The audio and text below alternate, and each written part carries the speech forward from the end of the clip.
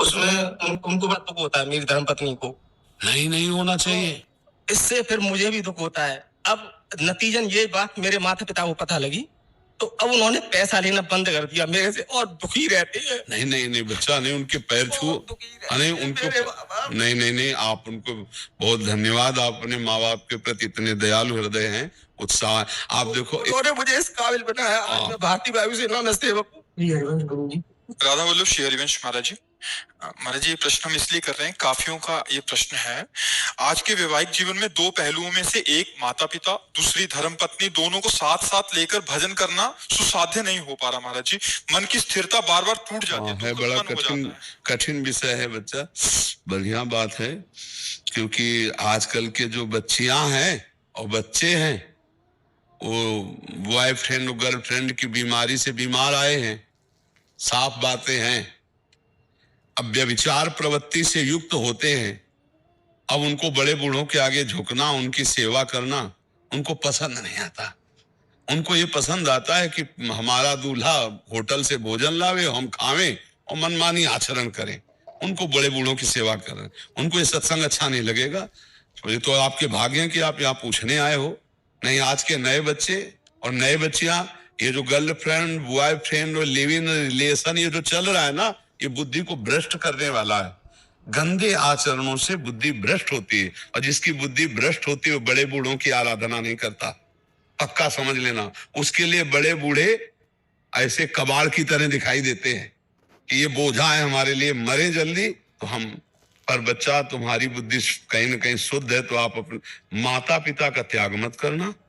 और पत्नी अर्धांगिनी होती, इसलिए उसको दुख देने की चेष्टा मत करना। ऐसी विवेक से चलो कि पत्नी को भी संतुष्ट कर पाओ और माता पिता की भी सेवा करो, क्योंकि पत्नी अर्धांगिनी है। उसका त्याग आपकी तरफ से उचित नहीं, धर्म नहीं कहता।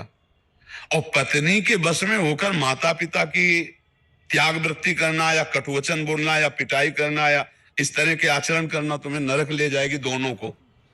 इसलिए हमारी राय है कि ऐसी व्यवस्था रखो कि पत्नी भी संतुष्ट रहे और माता पिता की भी सेवा हो। ना पत्नी का त्याग करो ना माता पिता। अगर इस बात में वो राजी नहीं है, वो आपको त्याग कर रही है, तो फिर आप माता पिता का त्याग ना करते हुए वो त्याग रही, तुम्हें तो त्याग देने दो। हमारी बात समझना। माता पिता के कोई आय का साधन है नहीं, और मैं जब कभी भी कुछ धन देना चाहता हूँ तो उसमें उनको बड़ा दुख होता है, मेरी धर्मपत्नी को। नहीं, नहीं होना चाहिए।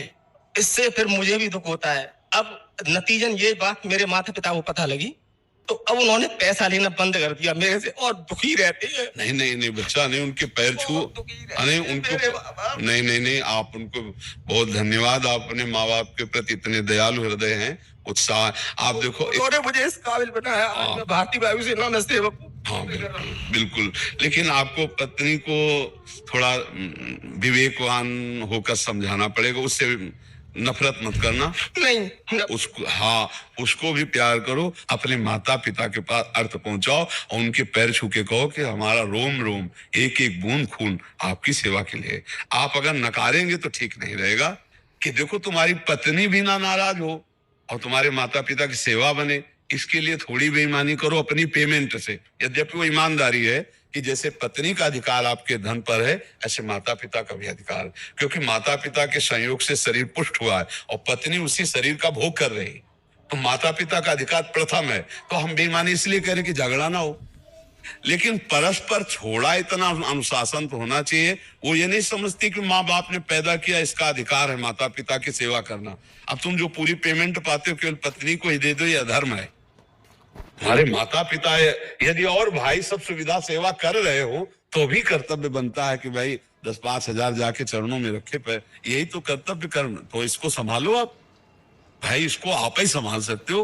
पत्नी को प्यार दुलार और ज्ञान के द्वारा संभालिए, उसको समझाइए कि अच्छा ठीक है आज तुम कर लो हमारे माँ बाप के साथ, और हमारे तुम्हारे से जो संतान पैदा होगी वो हमारा तुम्हारा ऐसे स्वागत करेगी कि उसकी बहू आएगी और वो कहेगी चवन्नी नहीं देना। तब बोलो तुम्हारी दुर्दशा क्या होगी, जब उठने लायक नहीं रहोगे। पैसा सब कुछ थोड़ी होता है।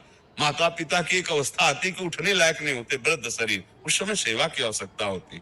पक्का एक गांव में अपनी माता को पुराने खप्पर में मिट्टी के भोजन ऐसे डाल देते तो बूढ़ी थी, शकील के पाती थी। तो एक दिन उसकी माँ ने ऐसे रखा तो बोले मम्मी, लड़के ने कहा जोर से मत रखो। बोले क्यों?